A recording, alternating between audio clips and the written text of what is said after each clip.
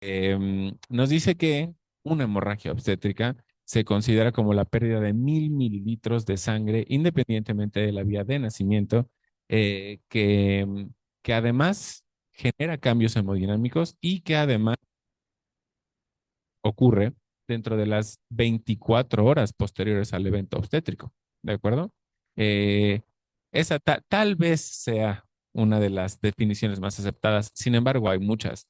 La Organización Mundial de la Salud es un poco más, menos flexible y nos dice que simplemente es la pérdida de 500 mililitros. Esa ha sido su definición histórica y no la han modificado. ¿De acuerdo? El Royal College of Obstetricians nos dice que es cualquier pérdida hemática durante un evento obstétrico que es capaz de causar cambios hemodinámicos. La Federación Internacional de Ginecología Obstetricia se queda con esta definición clásica de 500 y 1000 a más cambios hemodinámicos. Eh, Mira, no, mentira, la FIGO sí nos dice que son 1000 y sin embargo la FIGO, pues en su definición de hemorragia obstétrica, divide la hemorragia obstétrica como leve, moderada y grave, dependiendo de la pérdida. Cuando tenemos una pérdida de 500 a 1000, la FIGO nos propone que estamos ante una hemorragia obstétrica leve. Cuando supera los 1000, estamos ante una hemorragia obstétrica grave.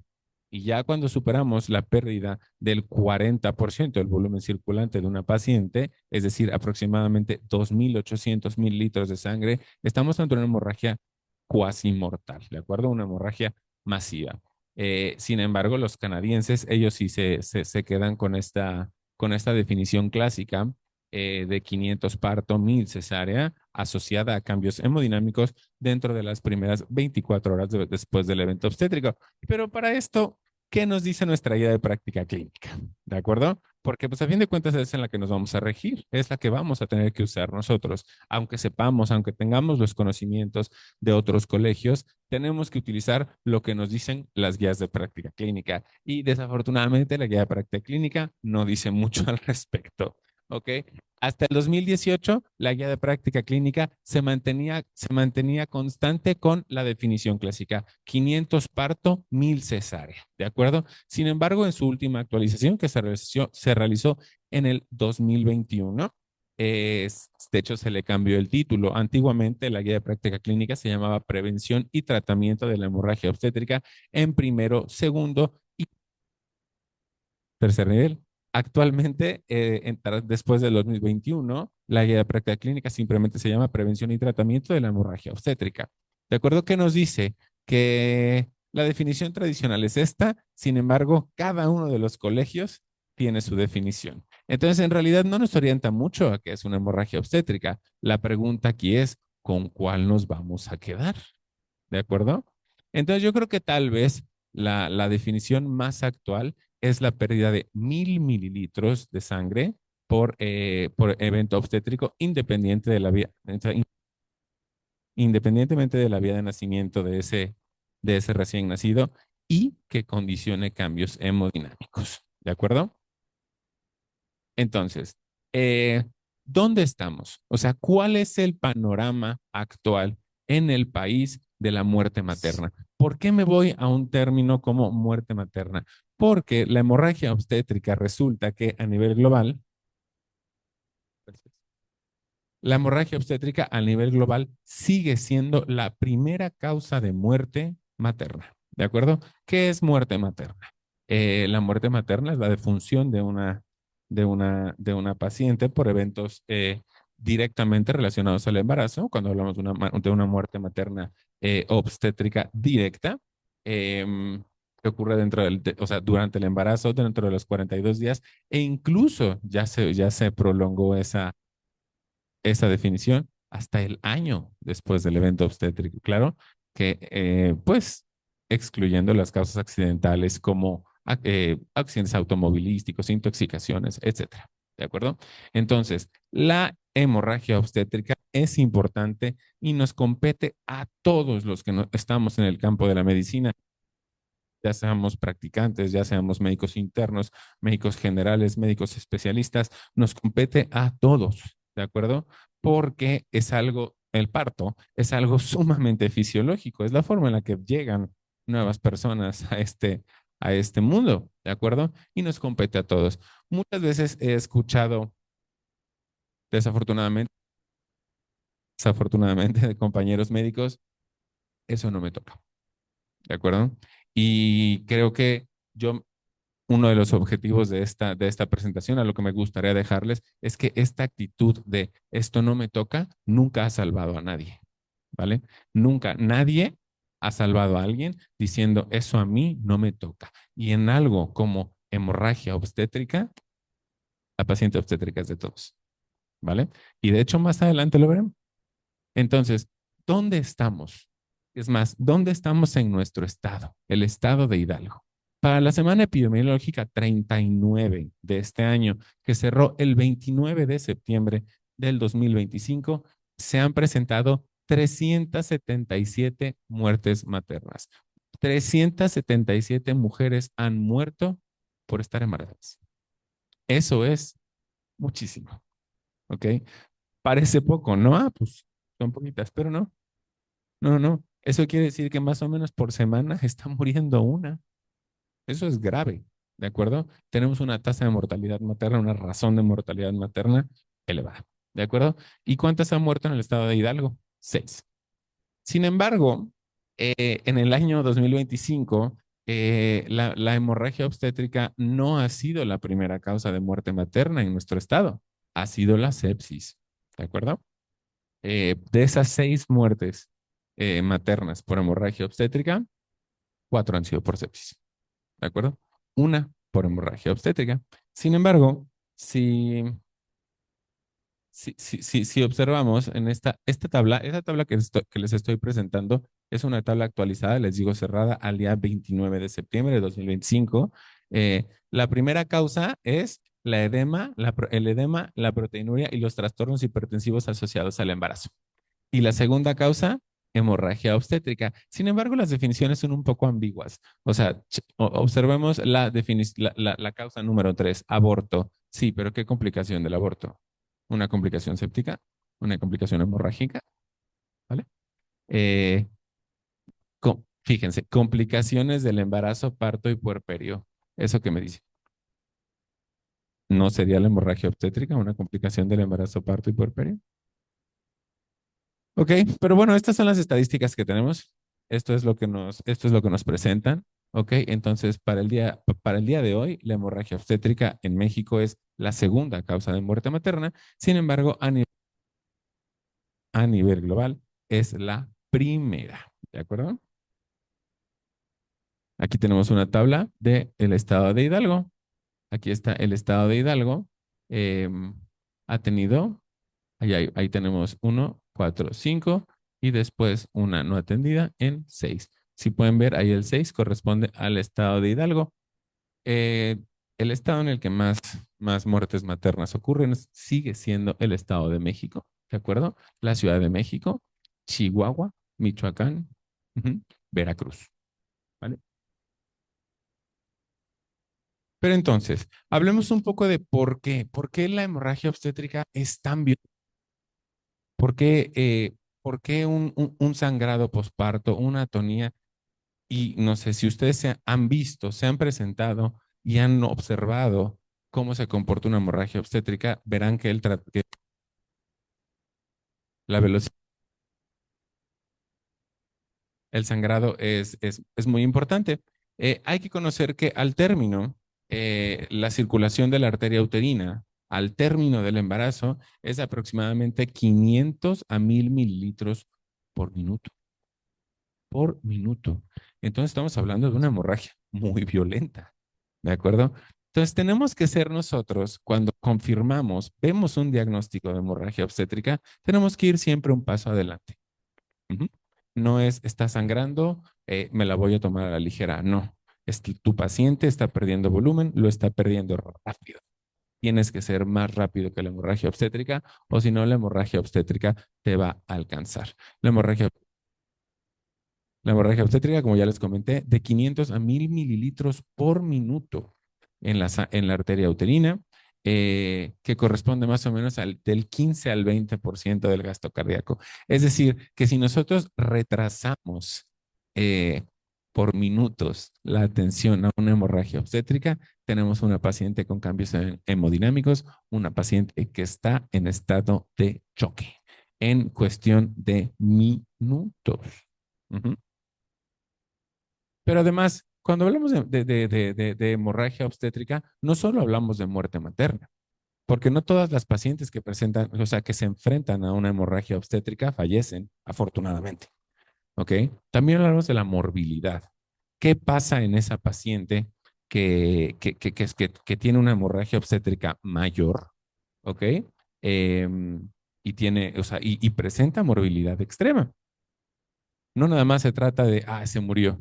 No, también se trata de cómo sobrevive a una paciente, a la hemorragia obstétrica, ¿ok? Una paciente que nos desarrolla un síndrome de distrés respiratorio del adulto, ¿ok? Un choque y todas las consecuencias del choque, ¿de acuerdo? Una coagulopatía, ¿ok? Que son cosas que van son situaciones que el choque va perpetuando, una coagulopatía, la pérdida de la fertilidad, pues la histerectomía constituye la última medida para el control de la hemorragia obstétrica si todos los mecanismos previos han fallado, ¿ok? La enfermedad renal aguda. Sabemos que una depresión tan grande de volumen tiene un impacto importante sobre un riñón, ¿de acuerdo? Y eso puede tener consecuencias en nuestra paciente. La necrosis pituitaria o síndrome de Sheehan, sí es correcto. Además de otros factores, exponer a la paciente a una transfusión. Recordemos que la transfusión no es inocua, la transfusión tiene consecuencias, ¿de acuerdo? Entonces, ¿qué pasa con nuestra paciente? ¿Ok? En esta pequeñita, en esta imagen que les muestro aquí, podemos observar cómo el sangrado, la hemorragia obstétrica, produce un círculo vicioso pues que a fin de cuentas es la fisiopatología por la cual nuestra paciente se está desestabilizando y está enfrentando a una situación que la puede poner en muerte. ¿De acuerdo? El sangrado. Obviamente, al haber sangrado, se activa una cascada de coagulación. ¿De acuerdo? Y esa cascada de coagulación obviamente, va a activar una fibrinolisis, pero esa fibrinolisis va a causar más sangrado, ¿de acuerdo? O sea, va a tener, esa fibrinolisis va a tener un impacto en la coagulación y entonces va a haber un impacto en el sangrado y se va a perpetuar este círculo vicioso de sangrado, coagulación, fibrinolisis, sangrado, coagulación, fibrinolisis. Y si no rompemos y si no somos capaces de detener el sangrado, va a progresar, ¿de acuerdo? ¿Y a qué nos va a progresar? A una falla multiorgánica. Y entonces nuestra paciente ahora sí está grave, ¿de acuerdo? Entonces, se nos ha hablado mucho de las 4 Ts. Y todos aquí, todos los que estamos presentes, hemos escuchado las 4 Ts de la hemorragia obstétrica. Una mnemotecnia fácil, una mnemotecnia que nos dice esto es, identifícala y trátala. La más común, el tono, ¿de acuerdo? De forma fisiológica, tras el nacimiento, tras la expulsión del feto y la placenta, el útero debe presentar una contracción sostenida con la fuerza suficiente para obliterar la luz de los vasos que se encuentran en el miometrio y alimentaban al lecho placentario para así detener el sangrado. ¿De acuerdo? Cuando estamos en hemorragia obstétrica, aproximadamente del 70 al 80% de las hemorragias obstétricas se deben a la falta de tono. Más adelante eh, vamos a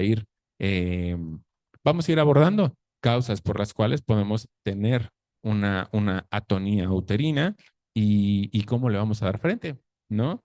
La segunda T, el trauma, ¿ok?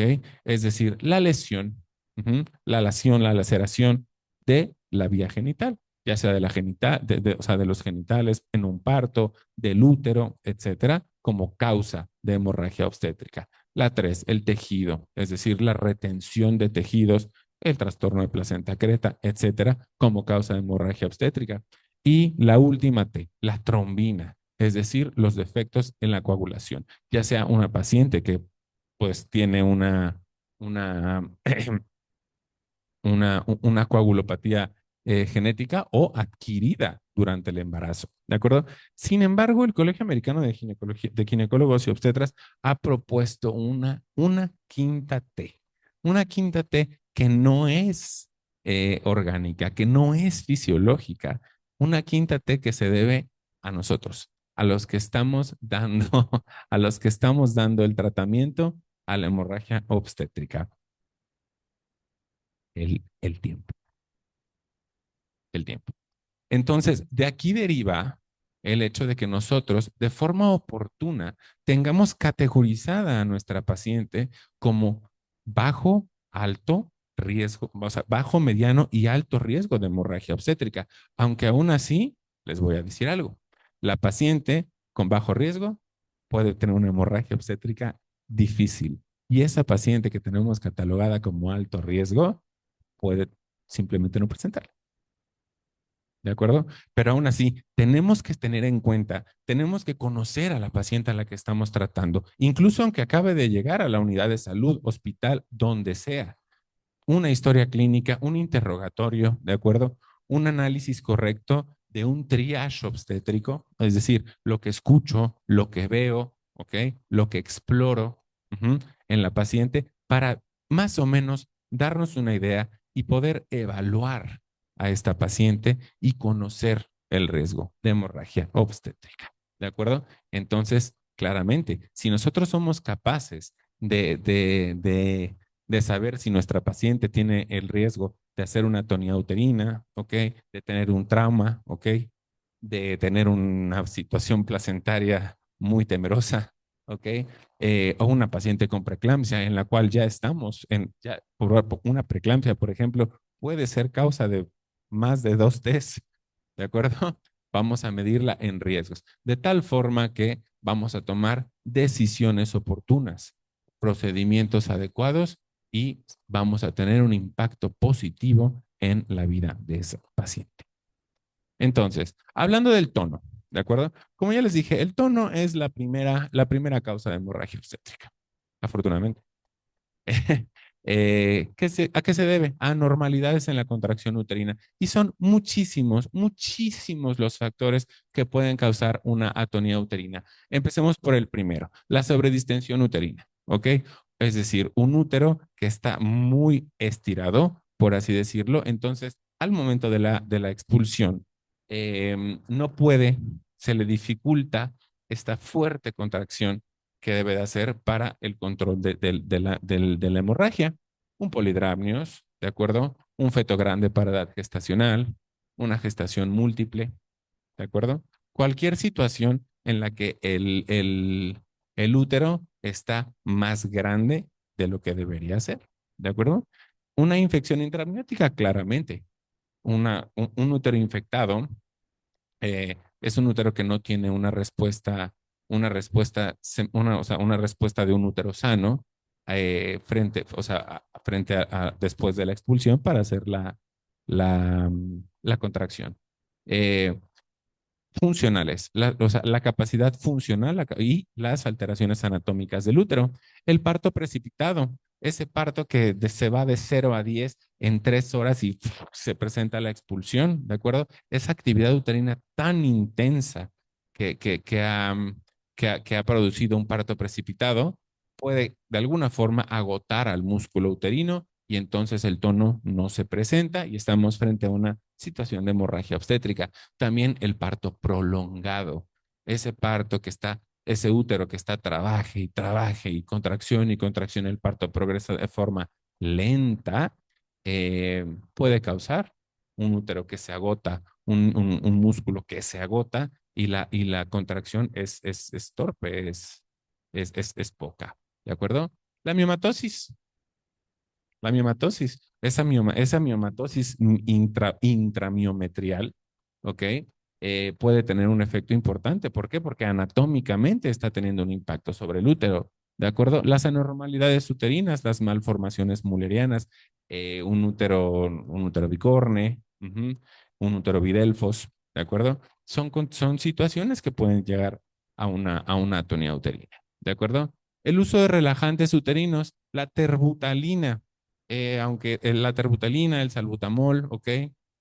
Los Los medicamentos que de alguna forma frenan al útero, supongamos, en el contexto de un parto pretérmino.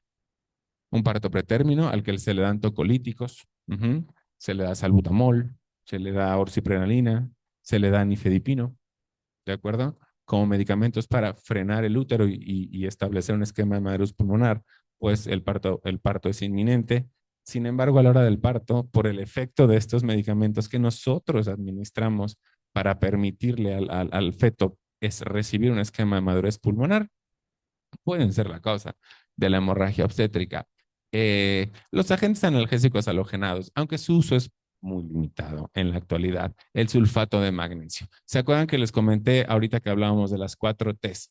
Como la preeclampsia puede ser causa de muchas T's. Bueno, pues el sulfato de magnesio constituye un medicamento esencial en la preeclampsia con datos de gravedad como medida preventiva de la eclampsia, de una evolución de la preeclampsia hacia eclampsia, ¿de acuerdo? También en el contexto de parto pretérmino, pues con el objetivo de ofrecer neuroprotección fetal, eh, es es un factor de riesgo. El sulfato de magnesio tiene un efecto relajante en el músculo liso, entonces es lógico que produzca, bueno, un efecto en el tono uterino, un efecto negativo en el tono uterino y tengamos un tono un útero sin tono. La distensión vesical, ¿de acuerdo? A veces se le da poca importancia a esta situación. Una vejiga llena la, entorpece la contracción uterina. Entonces, ¿qué debemos hacer? ¿Vaciar la vejiga antes del parto? En realidad no. En realidad no. ¿De acuerdo? Este, continuamos. La segunda T, el trauma, ¿de acuerdo? Más o menos el trauma del tracto genital produce un 15% de las hemorragias obstétricas aproximadamente. Las lesiones genitales, la laceración de la cesárea, ¿de acuerdo? Una ruptura uterina, una inversión uterina, la episiotomía. La episiotomía en la actualidad, la episiotomía en la actualidad no está aconsejada.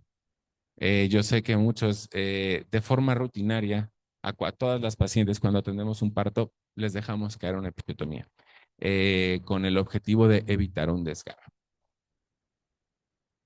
Tras años, porque la episiotomía es un procedimiento muy, muy antiguo, tras años de estudio, de observar la episiotomía, en la actualidad la Organización Mundial de la Salud recomienda que de todos los partos, menos del 1% se realicen con episiotomía. Sin embargo, existen muchos hospitales en los cuales escuchamos, ¿es primigesta? Hazle episiotomía, así no se te va a desgarrar, ¿no es cierto? Es peor el desgarro, es peor la episiotomía que el desgarro. La verdad es que una buena técnica de protección perineal, una buena técnica para controlar el expulsivo puede ser motivo para un desgarro más pequeño, el control de un desgarro, y no exponernos a la episiotomía. La episiotomía es bien sangrante. ¿Han realizado una episiotomía media lateral? ¿Han visto cómo gotea? Entonces, si no la hubiésemos hecho, probablemente no hubiésemos tenido ese sangrado. ¿De acuerdo? La episiotomía siempre asegura un desgarro de segundo grado, al menos. ¿De acuerdo? Una buena protección perineal, puede que no. Entonces, yo personalmente soy no episiotomía. La episiotomía no se debe de hacer. ¿De acuerdo? Entonces, las laceraciones en la cesárea, esas sí son muy importantes. ¿Ok? El hecho de una cicatriz uterina previa, una ruptura uterina, ¿ok? Obviamente, en la porción lateral del útero, que es donde se encuentra la circulación uterina, la arteria uterina, si hay un desgarro de arteria uterina y ya sabemos que este gasto de la arteria uterina es tan alto y se desgarra, si no se controla de forma rápida, estamos frente a una hemorragia obstétrica. La inversión uterina es una situación realmente alarmante. El sangrado es grandísimo, ¿de acuerdo? Y entonces la respuesta a los uterotónicos que vamos a manejar más adelante se hace tórpida, se hace pobre. Eh, entonces, valorar a nuestra paciente y conocer los factores de riesgo. Entonces, todos estos factores de riesgo que yo les estoy comentando forman parte de ver a nuestra paciente como qué riesgo tiene. ¿De acuerdo? Obviamente, si sabemos que tenemos una paciente con un embarazo gemelar, hay que estar preparados para una hemorragia. ¿De acuerdo? Aunque tal vez no ocurra, hay que estar preparados para eso. Incluso también en la que no tiene los factores de riesgo. Pero claro que esta paciente que tiene un embarazo gemelar, que tiene 3 cesáreas y va a pasar a su cesárea número 4, son pacientes que están en riesgo de hemorragia obstétrica. Entonces nos tenemos que preparar. ¿De acuerdo? Aquella paciente que va a su parto número 5, ¿de acuerdo? La multigesta, la gran multípara. Y tejido, ¿ok? La retención de estos productos de la concepción.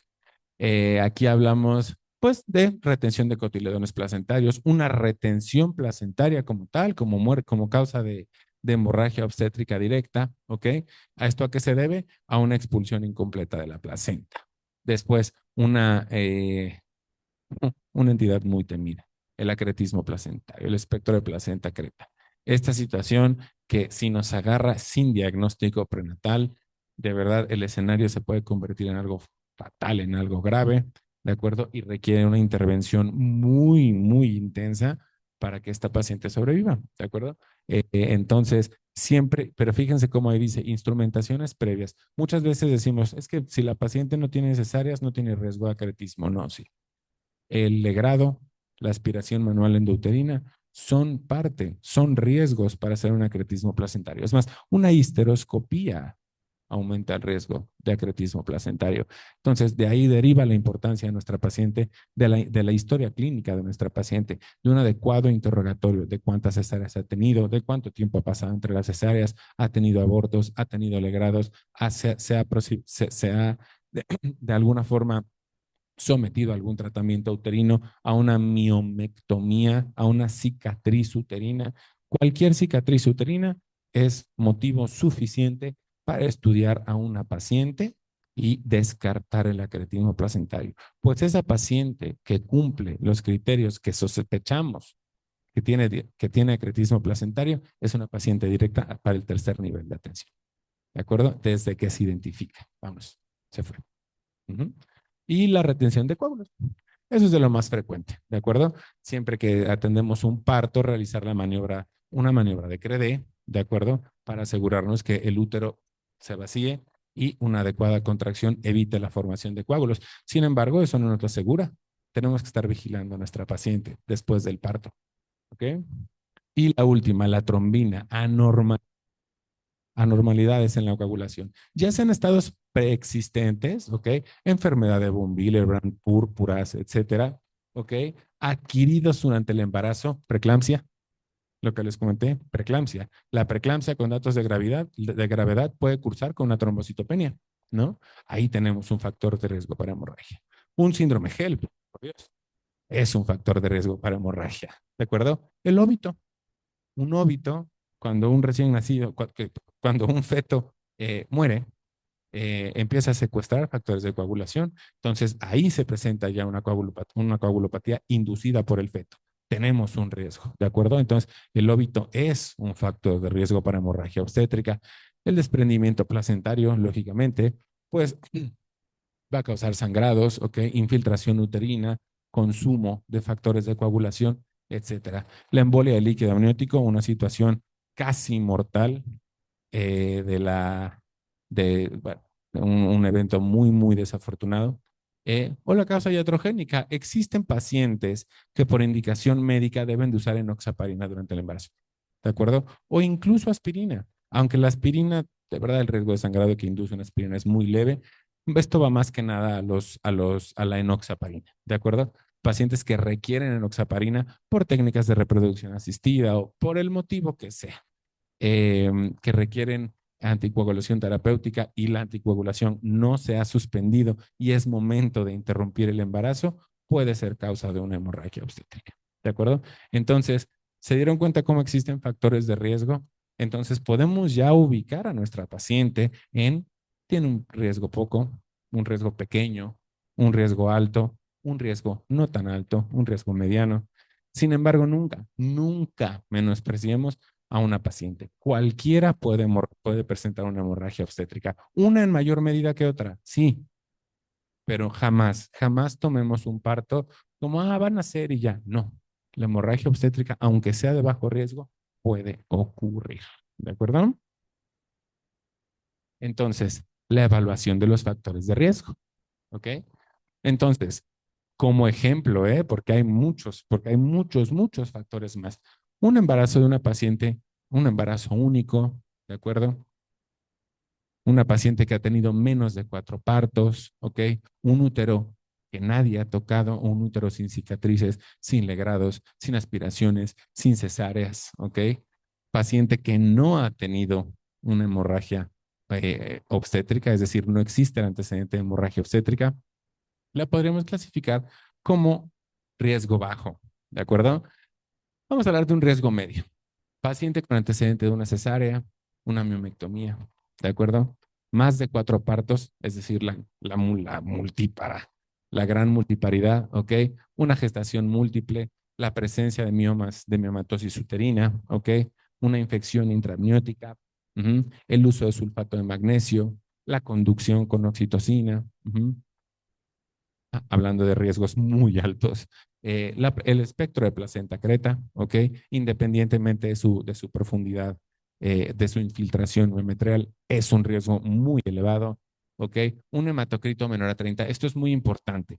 La anemia en el embarazo, ¿ok? La anemia dilucional como parte de los cambios fisiológicos del embarazo puede ser causa de hemorragia obstétrica. Esa paciente que tiene menos de 30 de hematocrito, menos de 11 gramos de hemoglobina, está en la posibilidad de, con un sangrado pequeño, tener cambios hemodinámicos y entonces ya cumplir con estas definiciones que nos dieron los colegios previamente de cualquier sangrado que produce cambios hemodinámicos en nuestra paciente. Entonces, deriva el adecuado, de ahí, pues, bueno, de ahí, de muchas otras cosas, se deriva el adecuado control prenatal, la suplementación y la vigilancia frecuente, es decir, cada 3 meses, ¿ok?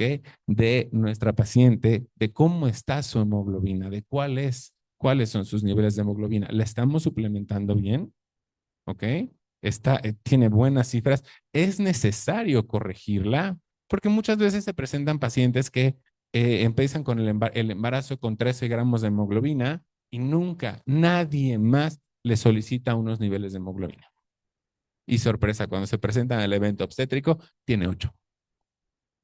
Sorpresa. Esa paciente si sangra 500, ya está taquicárdica, ya está hipotensa, ya se está poniendo mal, está en choque. ¿Ok? ¿Por qué? Pues porque simplemente no puede perder esos volúmenes. Sin embargo, si a esa paciente se le hubiera estado vigilando, se le hubiera estado viendo, oye, pues tu hemoglobina está bajando, vamos a darte esto, vamos a darte lo otro, ¿ok? Puede corregirse, ¿no? Defectos de la coagulación conocidos, eso es claro que sí. Antecedentes de hemorragia posparto.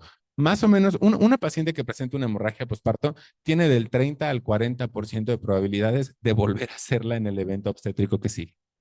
Entonces, imagínense, eso ya nos la pone, estamos hablando de un 30-40%, eso es un riesgo alto, ¿no? Y ahora sumémosle que es el cuarto embarazo y sumémosle que es diabética gestacional. Y entonces ya tiene un bebé que en la percentil 97 para la edad gestacional. Se van sumando nuestros factores y nuestra paciente está en un riesgo altísimo ¿de acuerdo? Y una paciente que al ingreso tiene signos vitales anormales. Parte del triage obstétrico, y ahorita vamos a hablar un poquito de triage obstétrico, solamente orientado a hemorragia obstétrica, la identificación, es decir, una paciente que está taquicárdica e hipotensa no debería estarlo al ingreso. Algo está pasando ahí, ¿de acuerdo? La situación se verá, ¿vale? Pero ahí solo les estoy presentando ejemplos. Hay un factor de riesgo que no estamos analizando, la edad de la paciente. Sabemos que los extremos de la edad reproductiva son factores de riesgo para hemorragia obstétrica. Aquella paciente que está teniendo un embarazo a los 16 años, que se catalogue como embarazo de alto riesgo, porque tiene riesgo de hemorragia, tiene riesgo de preeclampsia, tiene riesgo de diabetes, situaciones que pueden favorecer una hemorragia obstétrica, ¿de acuerdo? De igual forma, la paciente que se embaraza con 45 años, porque sí ocurre, ¿eh? Sí hay pacientes que se embarazan de forma espontánea a los 45 años, ¿ok? Sin necesidad de que vayan con el biólogo de la reproducción, se embarazan. Estamos frente a una paciente de muy alto riesgo. Entonces, de aquí se deriva yo he catalogado a mi paciente en riesgos y desde la primera eh, visita, desde la primera consulta, la voy a referir al segundo nivel, la voy a referir incluso al tercer nivel, ¿de acuerdo? Que de eso ya se encargará el segundo, ¿de acuerdo? Más factores, la obesidad no es una enfermedad sumamente prevalente en nuestra población, es un factor de riesgo para hemorragia, ¿de acuerdo? Entonces, factores de riesgo para hemorragia son muchísimos, por eso, pues la paciente, incluso la de riesgo bajo, nos lo puede hacer, pero nosotros tenemos que estar listos. Entonces, siguiendo la evaluación de la gravedad, hay que considerar que en una paciente que presenta una hemorragia obstétrica, debido a que durante lo largo del embarazo, esta paciente estuvo aumentando el volumen circulante, eh, no va a haber cambios hemodinámicos hasta que la pérdida sea significativa, más o menos cuando se ha perdido aproximadamente unos 1.500 mililitros de sangre. Pero a esperar a que nuestra paciente pierda 1.500 mililitros para establecer medidas de ninguna manera. ¿Por qué? Porque si ya perdió 1.500, ya perdió un volumen considerable. La paciente ya está en choque. ¿De acuerdo? No. Por eso es que las definiciones de las que hablé previamente no están, algunas no consideran, espérate a que tenga cambios hemodinámicos. Si ya lo cuantificaste, haz el tratamiento. ¿Vale? Ahora, eh, como ya les dije, hasta el 25% del volumen se puede perder antes de que la tensión arterial y la frecuencia cardíaca aumenten como una respuesta a la pérdida hemática. Obviamente, si se pierde sangre, la respuesta cardíaca va a ser compensar mediante una taquicardia, ¿de acuerdo? Y el tono simpático va a aumentar para mantener las necesidades de perfusión tisular. Sin embargo, pues ya en la paciente embarazada que ha sido a estos cambios fisiológicos, que ha sido sometida a estos cambios fisiológicos no tan fisiológicos del embarazo, eh, pues hay que manejarla con cuidado, hay que conocerlos. En el evento agudo, la hemoglobina y el hematocrito, aunque sí deben de ser en una hemorragia obstétrica, sí deben de ser solicitados y sí deben de ser realizados, no son indicadores directos ni fiables de una pérdida hemática. Es decir, que si tenemos una paciente que entra a la unidad tocoquirúrgica con 13 gramos de hemoglobina y pierde, no sé, 1.200 mililitros de sangre y le sacamos una biometría hemática, ¿cuánto creen que vamos a ver de hemoglobina? Los mismos 13. Si yo ahorita traigo 16 gramos de hemoglobina y no sé, dono un paquete globular, ¿creen que después de la donación mi hemoglobina va a estar en 12, 13? De ninguna manera va a estar en 16, porque de una forma tan aguda la hemoglobina no cambia, ¿ok? Claro que cambia tras la reanimación hídrica, ¿de acuerdo? Las intervenciones para mantener el volumen, el manejo con cristaloides, sí, pero aún así la hemoglobina y el hematocrito no son pues los marcadores más fiables, aunque sí se deben de solicitar, de la paciente que está en hemorragia obstétrica. Son los signos vitales, ¿de acuerdo? Y un estudio de laboratorio muy importante, la gasometría. Es así. La gasometría, el comportamiento de los gases, ¿ok? Y sobre todo del lactato. El lactato sí nos va a decir de forma directa cómo está, cómo es, o sea, si hay choque, si se está estableciendo un choque. Entonces, un lactato por encima de 2, cuando ya vemos que sí, sí, porque sí, en una hemorragia obstétrica se debe de solicitar una gasometría arterial. Un lactato por encima de 2 nos habla de que hay un choque, ¿ok? De que ahora sí nuestra paciente se está poniendo grave. O te mueves o se pone peor, doctor, ¿vale? Los niveles de fibrinógeno, ok. Los niveles de fibrinógeno no se encuentran disponibles en todos lados, ¿de acuerdo? Sin embargo, esa paciente que si nosotros damos un control prenatal de calidad, un buen control prenatal, ¿es válido solicitar niveles de fibrinógeno al final del embarazo? Sí, Sí, completamente. De forma normal, vamos a ver niveles de fibrinógenos muy elevados. Puede que incluso por encima de 500, ¿de acuerdo? Una paciente que trae 600 de fibrinógeno. Adelante. Está bien, ¿de acuerdo? Forma parte la hiperfibrinogenemia de los cambios del embarazo. Sin embargo, ¿qué pasa en esa paciente que le solicitamos fibrinógeno y tiene 190 al final del embarazo? Es una paciente que está en riesgo de hemorragia, ¿ok? Que predice, ¿ok? Puede predecir una hemorragia posparto grave con necesidad de transfusión e incluso el ingreso a la UCIA y la muerte. Los niveles críticos de fibrinógeno son aquellos que están por debajo de 100.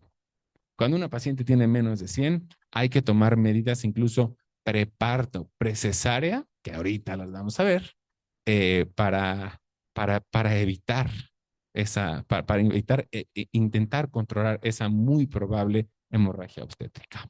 ¿De acuerdo? Evaluando la gravedad. Esto lo hemos visto todos, ¿no? Una gasa de 10 por 10 tiene 10 mililitros, ¿no? Una compresa de 30 por 30 tiene 100. ¿Ok?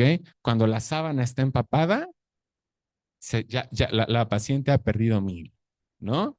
Cuando piso, es decir, cuando está la mesa de parto, la mesa de cesárea y está lleno de sangre el piso, tenemos una pérdida aproximadamente de 1500 mililitros. ¿Ustedes qué opinan de esto? Me gustaría escuchar la opinión de alguien,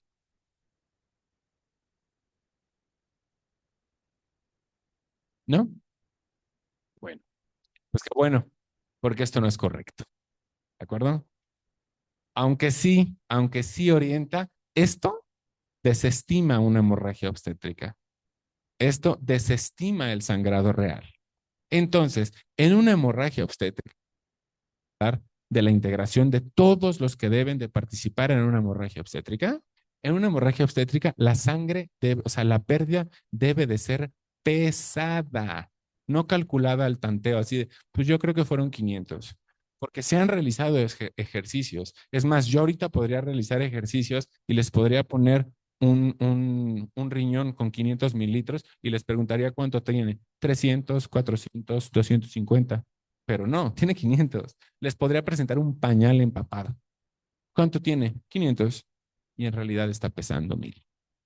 Entonces, aunque esta técnica histórica que nos enseñaron a todos de así es como se calcula, una gasa empapada tiene tanto, una compresa empapada tiene tanto, siempre en hemorragia obstétrica, una estimación real del sangrado es mediante el pesado de la pérdida hemática, ¿de acuerdo? Conociendo cuánto pesa una compresa y eliminando del peso el peso de la compresa, ¿de acuerdo? De tal forma que si una compresa pesa 30 gramos y entonces la pesamos y pesa 200, esa compresa tiene 170, no tiene 100, ¿vale? Entonces, eso no es la mejor forma para estimar el sangrado. Bueno, ya vimos entonces definición de hemorragia obstétrica, ¿ok? Por los múltiples colegios, tanto internacionales como nuestra guía de práctica clínica, ¿ok? Ya vimos, ya aprendimos cuáles son los factores de riesgo, ¿ok? ¿Cómo vamos a evaluar a nuestra paciente? ¿Qué vamos a hacerle? ¿Me la quedo yo? ¿La derivo? ¿Cómo la controlo? ¿De acuerdo? Sin embargo, la clave de la hemorragia obstétrica no es el tratamiento.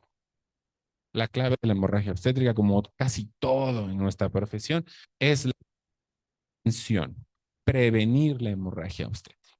Si hablamos que el 80% de la hemorragia obstétrica se debe al tono, si nosotros somos prudentes, ¿ok? En el tercer periodo del trabajo de parto, recordemos que el trabajo de parto se divide en 3 periodos, ¿ok? El primero, que constituye la fase latente y la fase activa. Es decir, cuando inician las contracciones hasta que cervicales, el segundo periodo, que es el periodo expulsivo, y el tercer periodo, que corresponde a la expulsión de la placenta, el alumbramiento. Es ese tercer periodo en el que nosotros realmente podemos intervenir para prevenir una hemorragia obstétrica. Primero, mediante el uso de útero, ¿ok? El uso uterotónico por elección, de primera línea de la hemorragia obstétrica es la oxitocina. ¿de acuerdo? Y eso sí, es un medicamento accesible, es un medicamento barato, es un medicamento con pocos efectos, ¿de acuerdo? Fácil de utilizar, solamente requiere una red de frío. Ese es el asunto de la oxitocina, ¿de acuerdo? Entonces, el uso de uterotónicos en el tercer periodo del trabajo de parto, ¿ok?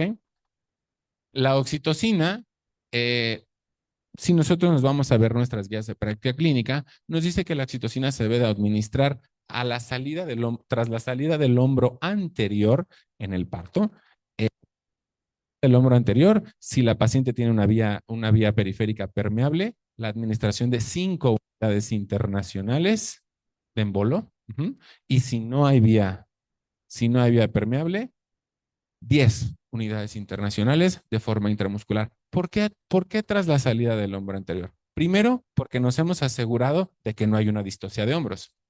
Porque entonces, si la aplicamos antes y hay una distosia de hombros y ese feto, por algún motivo, tenemos que tomar otras maniobras para su extracción, porque hay una distosia de hombros y ya dejamos, entonces ahí podemos llevarnos al bebé por una supercontracción, ¿de acuerdo? Y además por los tiempos de acción. Hay que conocer que el tiempo de acción de la oxitocina más o menos comienza 2 a 3 minutos después de su administración. Entonces, si sale el hombro anterior, ¿ok? Si se administra la oxitocina, en lo que termina la expulsión fetal y vienen las otras, y ya empieza el tercer periodo del trabajo de parto, y vienen las maniobras, el pinzamiento de cordón, la tracción de la placenta, las maniobras, vamos a tener entonces la oxitocina en el momento adecuado produciendo la contracción uterina. ¿De acuerdo? Entonces, la oxitocina como eh, tratamiento preventivo de primera línea de la hemorragia obstétrica. 5 unidades intravenosas tras la salida del hombro anterior y 10 intramusculares. Ahora, yo sé que aquí hay médicos que trabajan en el primer nivel de atención. ¿Hay oxitocina en las unidades? ¿No? No siempre. Ok. ¿Existe algún otro uterotónico? ¿Misoprostol? ¿No? ¿Sí? Qué bueno. Porque entonces misoprostol vamos a usar. ¿De acuerdo? Lo que sí no es válido es dejar a esa paciente posparto sin uterotónico. Ahí sí no. Ahí sí no. Y si no tenemos uterotónicos, afortunadamente vamos a realizar ahorita un pequeño taller en el que seguro hay en la unidad de salud el material que tenemos aquí para establecerlo y vámonos al segundo nivel, ¿de acuerdo? Pero protegida, que en este traslado la paciente no se vacíe por una atonía, ¿de acuerdo? Ujú. Después, el pinzamiento del cordón umbilical, ¿de acuerdo? Sabemos que a veces cuando trabajamos también con los médicos pediatras, nos dicen, por favor, pues, si las condiciones los permiten, el pinzamiento tardío, ¿no? Después del minuto de que nace, y además de favorecer el contacto piel con piel, ¿ok? Que eso también favorece al tono y a la disminución de la hemorragia, el pinzamiento del cordón umbilical, ¿ok? Se pinza y se corta. Pero también muchas veces hemos atendido partos, y yo lo he visto y en algún momento de la vida lo hice, y entonces nace bebé, ¿y qué estamos? Con la pinza dándole al útero. Lo jalamos y lo jalamos y lo jalamos. No, no. Dejemos a la placenta en paz, ¿sale? La placenta se va a desprender, ¿de acuerdo? Dejemos a la placenta en paz, no le estemos manipulando, porque si le estamos manipulando, podemos producir una atonía o una retención placentaria. ¿De acuerdo? O que la placenta salga a la mitad y entonces eso va a obligarme a tener que ir por ella y entonces ahí se favorece una atonía. No, tracción dirigida. No jales a la placenta. Además, si la jalas, puedes invertir el útero y ahí está peor todavía. No jales a la placenta.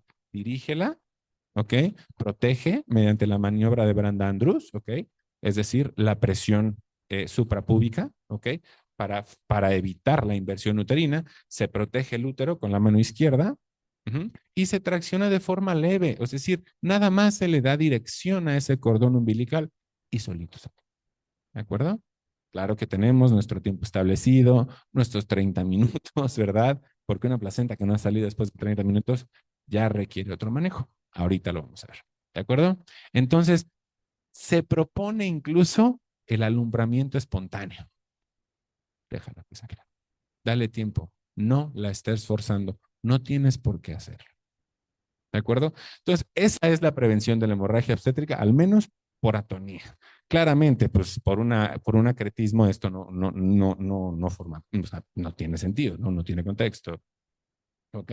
Cuando vemos que son pues que hay un desgarro enorme, que está sangrando, que se llevó arterias vaginales, etcétera, y están pulsando, pues esto no va a tener sentido. Esto va orientado a la etiología más grande de la hemorragia obstétrica, que es la atonía. ¿Ok? Las otras tres T's, el trauma, el tejido, la trombina, esas son situaciones que se deben identificar y o sea, se identifican en ese momento. ¿Ah? Entonces, ahora sí, ¿qué pasa? La hemorragia obstétrica se confirma. Se ha identificado que la paciente está en una hemorragia obstétrica. ¿De acuerdo? De forma de forma ideal, encontrándose en un nivel hospitalario, en segundo o tercer nivel, ¿qué corresponde? Lo primero que se debe de hacer cuando hay una hemorragia obstétrica es alertar a todo el hospital, a todo el hospital que hay una paciente en hemorragia obstétrica que se encuentra en una situación en la que su vida está en riesgo. Entonces, la activación del código MATER, oro, rojo, porque tiene muchos nombres, código H en cierto instituto de este país. Eh, la alerta a todo el hospital que hay una paciente grave, que hay una paciente que está sangrando, que hay una paciente que está perdiendo sangre. Entiendo que en el primer nivel de atención esto no se puede hacer. No existe el código MATER en un centro de salud, ¿sí? No, no existe. ¿Ok? Pero eso no quiere decir que la persona, si se llegó a atender un parto ahí, le diga, ¿sabes qué? Vete al hospital porque ya lo tuviste. No, estabilízala y ahora sí ya le das su segundo nivel. Y la estabilización es lo que vamos a hacer con el taller ahorita, ¿ok? Ya sea que le pongas la oxitocina o lo que tengas, ¿ok? O las pinzas o el balón, que es lo que vamos a hacer ahorita, adelante. Pero se le hace algo, no es válido decirle, vete al hospital que está a 30 minutos, porque cuando llega al hospital en 30 minutos, ya llega con TEAs de 80, 40. Y ya ni siquiera está taquicárdica, ya tiene 45 de carrera. Ya está grave. ¿Ok? Ya llega con piloerección, ya llega grave, ¿no? Entonces, lógicamente, en un escenario ideal, lo que corresponde es la activación del código MATER, ¿ok? Pero bueno, entiendo que no, que esto no se puede aplicar en todos lados. Sin embargo, aquellos de ustedes que trabajen en un hospital, actívelo. No le tengan miedo al MATER. Muchas veces se le teme al MATER. Es que el ginecólogo se puede molestar. Que se moleste. Ahora va a tener otra chamba, además de estabilizar a esa paciente. Ahora se tiene que desenojar. ¿Sale? Que se moleste. ¿Quién activa el código MATER? El que identifica la condición de urgencia. ¿Ok? Y el código MATER no solamente aplica para hemorragia obstétrica, aplica para cualquier situación que pueda poner en riesgo nuestra la vida de nuestra paciente en riesgo, ¿no? Una preeclampsia es motivo para activar un código. Una fiebre, una paciente que se presenta al hospital con 39 grados, va a código MATER. ¿De acuerdo? Puede que tenga una sepsis. Hay que alertar, posteriormente evaluar y ya veremos qué es lo que sigue. ¿De acuerdo? ¿Quién lo activa? El que lo identifica, médico, enfermera, el que sea, lo activa y está en todas las de activarlo. Si se enoja el ginecólogo, el médico de urgencias, pues que se enojen, no importa. Hay una paciente de por medio, que se enojen. Antes, nuestra paciente, ¿no?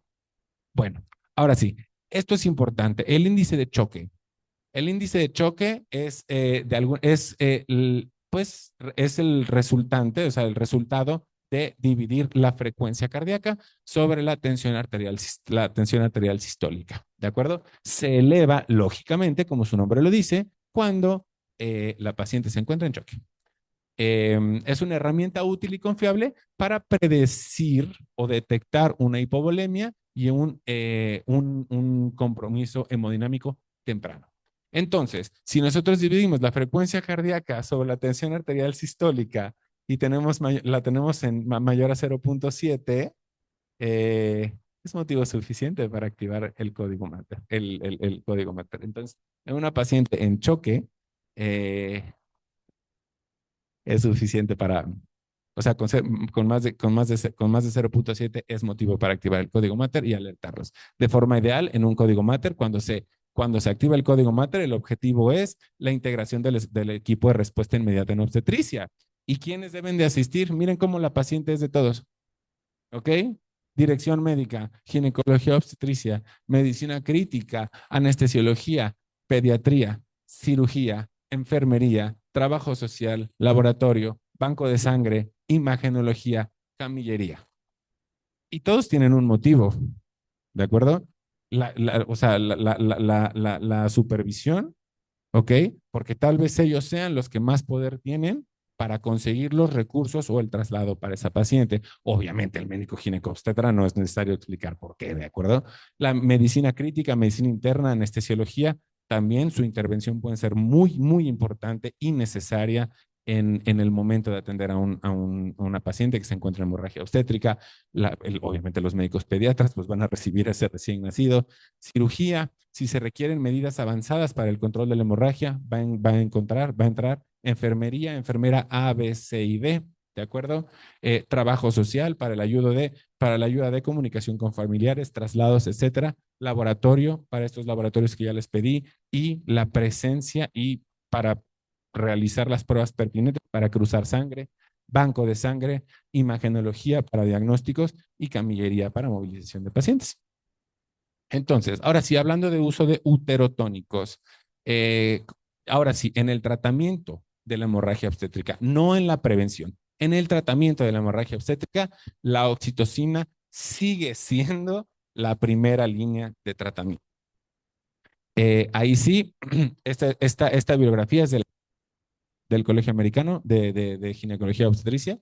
Eh, Nos dice que la administración de oxitocina, ya sea por vía infusión, aumentar la infusión de forma continua como, medida para favorecer la contracción uterina. De segunda línea, el uso de ergonovina. ¿De acuerdo? La ergonovina es un medicamento que por sus mecanismos de acción produce fuertes contracciones uterinas y es la segunda línea. Eh, Se administra de forma intramuscular, por favor, no intravenosa. Intravenosa puede causar hipertensiones severas y empeorar a nuestra paciente. El uso de ergonovina a una dosis de 0.2 miligramos que se puede repetir cada 2 a 4 horas hasta una dosis máxima de 1 miligramo en 24 horas. Eh, se utiliza como segunda medida, ¿ok? El tercer caso, el tercer renglón es la que se llama Carboprost. No le vamos, Carboprost no está disponible y el uso de misoprostol. Ahora que me comentaban eh, que no tienen oxitocina, pero sí misoprostol, ok, el misoprostol ha demostrado, ajá, el misoprostol ha demostrado que ser una alternativa efectiva, la 1000, que no se vayan por los 1000, váyanse por los 800 miligramos, 4 tabletas de oxitocina, de misoprostol sublingual para que el efecto sea rápido y mejor al de la vía rectal, como alternativa a la oxitocina, como manejo uterotónico. Pero ¿qué pasa si hay, bueno, esto sí es importante y me voy a tomar el ácido tranexámico, ¿ok? El ácido tranexámico constituye un agente antifibrinolítico inhibidor del plasminógeno. Eh, Cuando se activa la cascada de coagulación, sabemos que o sea, fibrinógeno con contacto con trombina y factores de coagulación va a formar el coágulo de fibrina estable. Algo el plasminógeno va a tener esta acción, pues sí, fibrinolítica. Entonces, el uso de ácido tranexámico inhibe la acción del fibrinógeno y favorece a que este coágulo se mantenga. El uso de ácido tranexámico, aunque no es un agente uterotónico, sí forma parte esencial del tratamiento de la hemorragia obstétrica. Administración de 1 gramo diluidos más o menos en 250 mililitros para administrar en 10 a 20 minutos. ¿Es posible repetirlo? Sí. Hasta máximo 2 gramos si no se logran los objetivos. Después ya no. ¿De acuerdo? ¿Su uso profiláctico es correcto? Sí. En esas pacientes en las que les comenté con hipofibrinogenia, con anemias, etcétera, se puede utilizar de forma profiláctica antes de la cesárea o antes del parto como medida preventiva o sea, por medida reductora de riesgo de hemorragia. Aunque no garantiza nada y no tiene un impacto en la histerectomía como medida de control de la hemorragia, sí tiene un impacto para para reducir otras medidas del control de la hemorragia obstétrica. Pero entonces esto y además ácido tranexámico ya se encuentra disponible en todos las instituciones de salud. Tal vez no en el primer nivel, pero en el segundo nivel sí. Entonces, ácido tranexámico forma parte esencial de la hemorragia obstétrica. Pero entonces, ¿qué pasa si falla? Y a esto vamos al taller. El pinzamiento de las arterias por la vía vaginal, ¿ok? Si sabemos que esta arteria vaginal, esta arteria uterina lleva el 80% de la circulamiento, va a constituir una medida efectiva para el control de la hemorragia eh, y traslado a esa paciente a un nivel. ¿Ok? Tenemos el material, lo vamos a usar y vamos a proceder al taller y el taponamiento uterino, ¿de acuerdo? Es decir,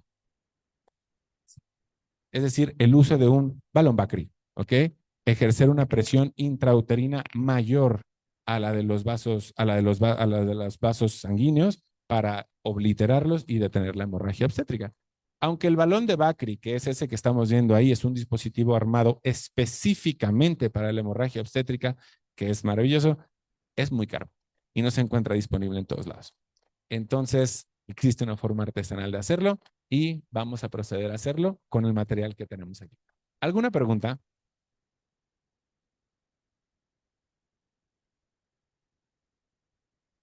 ¿Alguien tiene alguna duda antes de proceder al taller?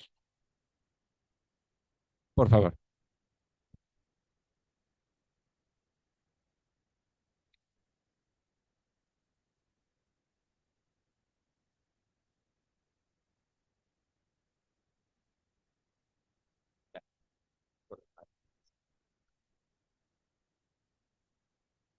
Bueno, Buenos días.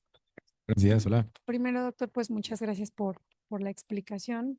Son de las cosas que en efecto nadie deseamos que nos pase, pero son comunes, más estando en las localidades, a veces obviamente más apartadas y en las que a veces no tienes otra cosa más que tener que meter la manita para poder llegar a las localidades. Entonces, hace ratito hizo la pregunta, por ejemplo, apreciativa de lo que nosotros podemos apreciar con la pérdida hemática. Y la verdad es que yo creo que sí, al mal tanteo siempre calculamos mal. Vemos algo y decimos, no, no, creo que no sangró tanto. Y te das cuenta que a veces esa cubeta de patada donde escurren las cosas, cuando la cuantificas, dices, es demasiado. Entonces, estamos a veces en un panorama por las unidades de salud, a veces con muchas carencias y tenemos que saber pues todas las posibilidades que tenemos, porque si incluso no tengo oxitocina o la tengo y eso depende de que el paciente vaya y la compre, algo que puede ser tan fácil de tener, pero que de verdad a veces no lo hay, híjoles, ¿cómo nos puede cambiar el panorama primero para la paciente, para su familia, incluso si esa paciente se va, y para nosotros como médicos? O sea, en el ejercicio médico, de verdad que enfrentarnos a una situación de hemorragia nos cambia, nos marca. Pero bueno, pues ahorita que nos dijo de cuantificar en gasas y demás, de verdad, sí, qué mal sabemos calcular. El buen tanteo cero. Entonces hay que instalar una báscula también ahí para poder calcular. Era solamente eso, doctor. Sí, Muchas sí, una gracias. basculita es una opción efectiva.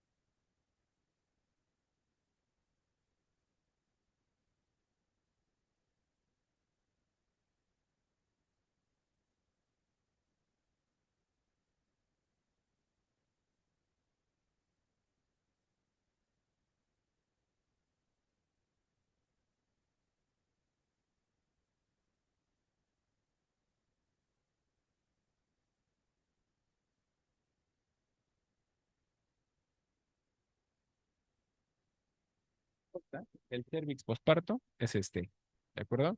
Entonces, de esta forma se, se, se visualiza. Obviamente esto estaría en vagina, así, para así tener, tener acceso al cervix. Entonces, ¿qué se hace? Con las pinzas rectas, vamos a necesitar entonces valvas, dos pinzas rectas y dos pinzas curvas. Se toma el cervix en su porción interior, en su porción posterior y se lateralizan. Así, el cuerpo, aquí, y con las valvas entonces en vagina, mostrando este lado. ¿De acuerdo? De tal forma que la técnica sea, va a quedar, ¿de acuerdo? Y entonces ahí, claro que con pinzar una arteria uterina no va a bastar, hay que pinzar las dos, ¿de acuerdo? Entonces, de esto, vamos a cambiarlo de lado. Entonces, esta se va para abajo, pero fíjate cómo está lateralizada. ¿Ok? Esto se va para abajo, ¿está? Se va para arriba, y entonces nos va a ayudar a que con la tracción se exponga la nueva arteria uterina. Agárralo, por favor, doctor. Y entonces, por la vía vaginal, entra, ¿ok? Y entonces se establece, ¿ok? Puede que el útero no tenga tono, sin embargo, esto controla a tu paciente y así se va al hospital con las pinzas puestas. ¿Cuánto tiempo puede estar ahí? El necesario para que el traslado sea efectivo. Ya cuando llegue al segundo nivel, se activará el código Mater, se harán las medidas necesarias y será lo mismo. ¿Quién quiere realizar también eso? Eso es el servicio. Lo que está tomado como el cuello por parte. ¿De acuerdo? Entonces, si yo te lo pongo así, doctor, está sangrando, es una con las rectas. Con las rectas, el cuello, lateralizarlo y darle el espacio a la pinza de anillos curva para pinzar. Ándale, buena opción. Y le pides a tu ayudante que te haga la tracción. Ok, yo soy tu ayudante. Y entonces, por la vía vaginal, al revés, se pinza. ¿Ok? Y entonces es momento de pinzar la otra. Muy buena tu iniciativa de hacerlo lateralizado. Entonces, cambias las cruzas. Y tracción, pínzame, pínzame. ¿De acuerdo? Y esto puede ser que salga tu paciente. Unas simples pinzas. ¿De acuerdo? Aquí no se observa, pero ya en la vida real, claro que no es tan fácil, ¿verdad? Porque hay un sangradero. ¿De acuerdo? Entonces no es tan sencillo, pero de verdad, si se identifica la estructura anatómica, es muy fácil de hacer. Cuando la técnica ha sido bien puesta por los ligamentos cardinales, porque la arteria uterina está muy cercana al ligamento cardinal, estas pinzas, las que están, o sea, las que están teniendo su efecto, terminan así. Si terminaron así, tú terminas. ¿Alguien quiere ponerlo?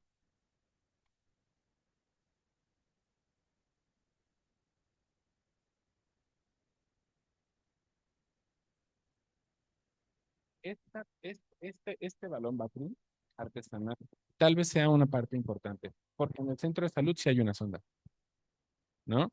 También hay condones, ¿verdad? Hay, pero hay. Y también hay sutura, ¿de acuerdo? En este caso, yo solicité pues, para ejemplificar unas jeringas, pero esta sí no la van a encontrar en el centro de salud, una jeringa de 50. Entonces lo pueden hacer con un equipo de venoclisis, y ahorita les explico cómo, un equipo de venoclisis y una, y una solución. Entonces, ¿qué se hace? Se toma una sonda Foley, puede ser de cualquier calibre, ¿de acuerdo? Aquí tenemos una 16, ¿ok? Puede ser una 14, ¿De acuerdo? No pasa nada. Entonces, este balón de Bakri artesanal constituye, y se debe de hacer rápido. Abres tu sonda, vamos. Se abre la sonda, se para, y aquí tenemos nuestra sondita. ¿Sí? Este va a ser nuestro balón. Se abre la sonda y utilizando un preservativo, ¿ok? De forma correcta, ¿ok? Observamos el receptáculo y se abre el preservativo uh-huh, en su totalidad. Y se introduce la sonda Foley al preservativo. Pero se introduce la sonda Foley al preservativo, ¿vale? Y entonces, una vez que la punta de la sonda Foley se encuentre en el receptáculo del condón, uh-huh, se cuentan aproximadamente 10 centímetros. ¿Vale?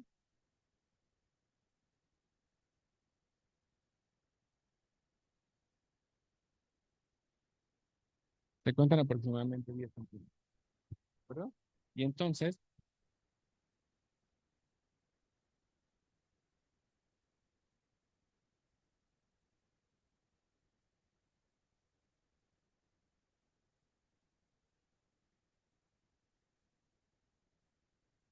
¿ok? Hay que tener cuidado porque, por ejemplo, en este caso la seda tiene aguja, pero entonces hay que tener cuidado con la aguja, no nos vayamos a cortar, ¿de acuerdo?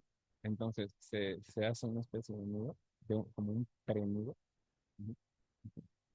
Pero cuidadito con la aguja. ¿Ok? O sea, si hay un crómico, con un crómico. Si hay un bicril, con un bicril. Si hay seda, con una seda. Preferentemente un poco más gruesa que la que tenemos aquí. Se cuentan aproximadamente 10 centímetros. Y entonces se anuda. ¿Ok? Pero aguas con esta presión. Debe de ser lo suficientemente fuerte para que sea hermético y cuando se infle el balón Battery no permita la salida, pero no tan fuerte como para obstruir la luz de la zona.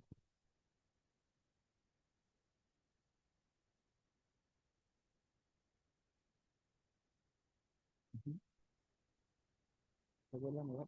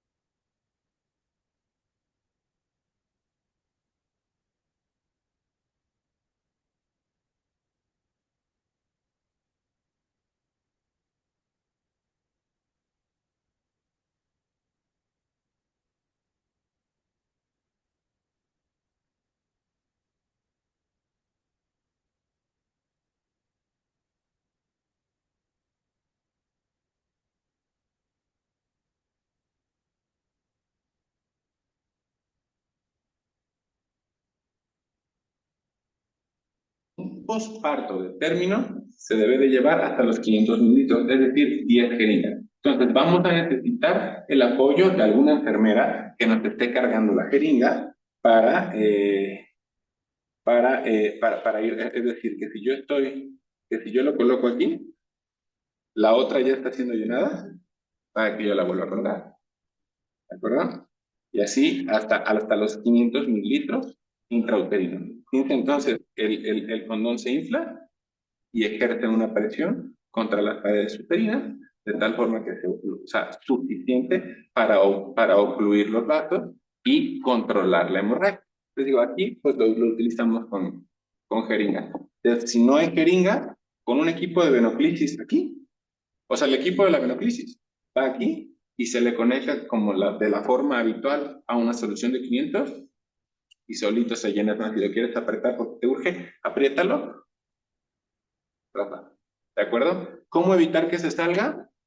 Una compresión en la vagina. Si tienes miedo que se vaya a salir, porque no, de verdad no hay tono, y si no hay tono, es decir, el útero está en tono y el cuello acaba de tener un parto, se puede salir. Atóralo con una compresa, traslado. ¿Ok? Ya el otro caso, no tengo ni compresa, no tengo ni limpios, no tengo ni condones, no tengo ni sondas, no tengo nada. Agarras piles compresas, las mojas y empaquetas 4 en el útero. De igual forma, pasas 4 en el útero, de tal forma que se va a ejercer una presión, ¿ok? Va a controlarse el sangrado y traslado. ¿De acuerdo? Claro que si a eso le podemos agregar uterotónico, pues mejor. ¿De acuerdo? O si ergo, adelante. ¿De acuerdo? La ergo tiene sus contraindicaciones, hipertensión. Con eso está. ¿De acuerdo? ¿Alguien quiere practicar número? ¿Quieres hacer número? Excelente. Pues mira, ya no sirve porque lo tengo la ronda, pero ¿quieres hacer la ronda?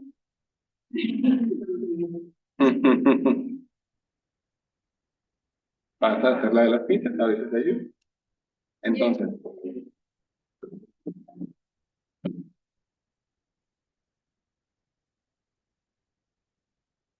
entonces, aquí tienes tu sonda, aquí tienes tu preservativo y aquí tienes tu sutura. Realízalo. Yo soy el que. Ajá. Ujú, ujú.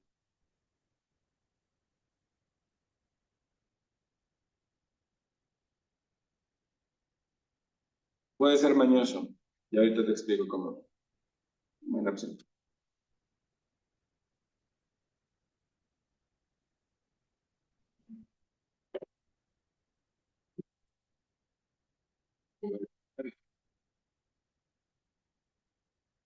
Ujú, ujú.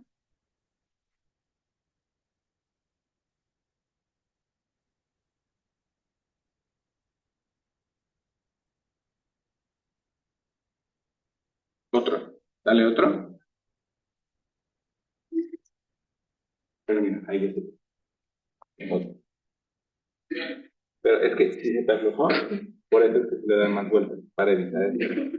Ahí ya se te aflojó. Entonces, si lo vas a anudar, mantén uno firme. Agarra la sonda, agarra la sonda para que no pueda, mantén uno firme. Espera, perdón. Entonces, mira, le das más vueltas para asegurar que quede recto.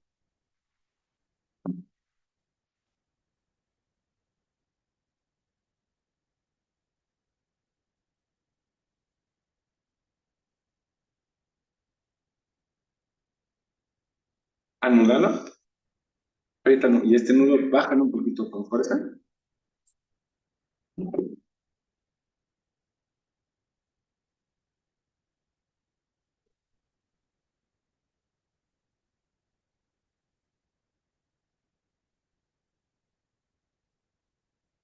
Bakri, B-A-K-R-I, Bakri.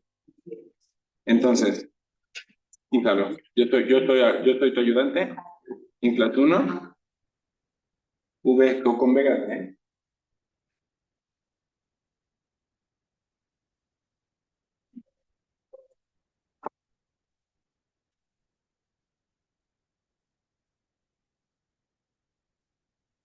Listo, aquí tienes la segunda.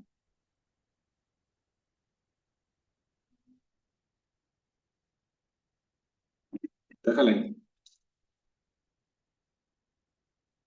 Sigue. Sí. Espectacular. Sí.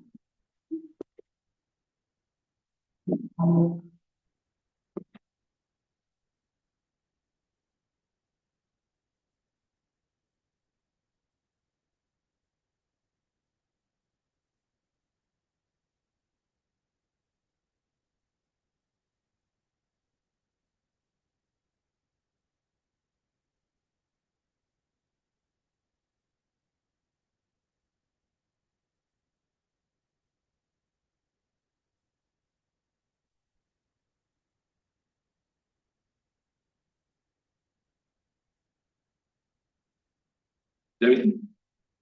Entonces, esto, cuando lo lleves a 500, con agüita, con solución, en la pared, no. Aquí está saliendo. Por eso, no importa. Otra cosa que te recomienda es, cada vez que vas a hacer el cambio de, o sea, cambiar, si lo estás haciendo con jeringa, no, porque si no, también ahí mismo, ¿ok? Si lo haces con equipo de la UCI, prensa solita, y al final, claramente, porque si no, te va a salir, ¿de acuerdo? Con lo que encuentres, con un pedazo de tela, con lo que sea, ¿va? ¿Sí? ¿Alguna duda que alguien tenga? ¿Alguien que lo quiera intentar?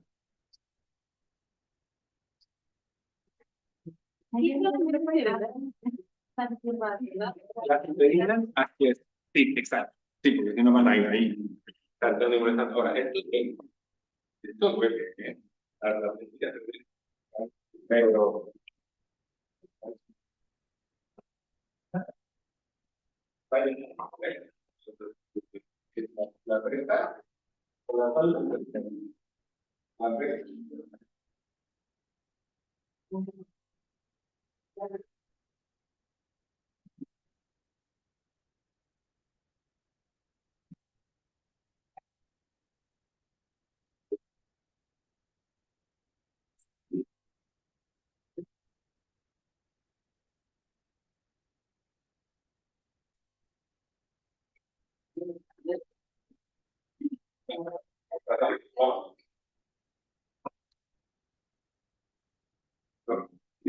No, esta la comunicación del cuello,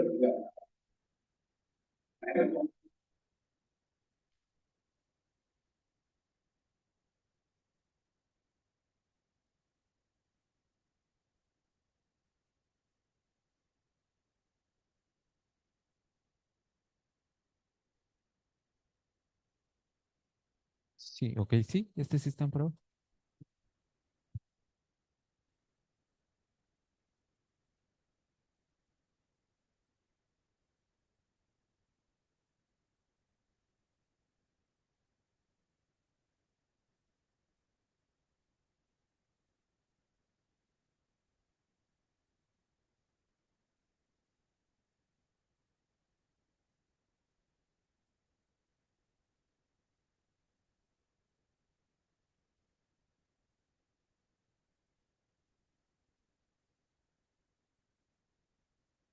Doctor, muchísimas gracias. El tiempo nos está comiendo. Vamos a subir al otro taller.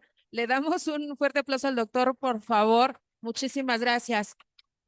Y ahorita nos vemos allá arriba. Los que se vayan a quedar a taller de apneo del sueño, se quedan aquí, por favor.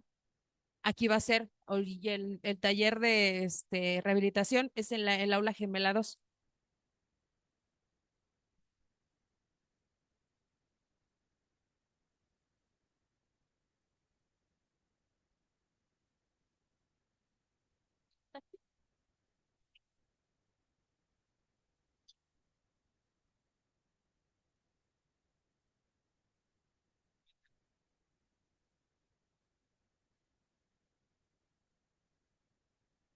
Doctor, de este lado, por si, perdónenme, pero o luego platicamos.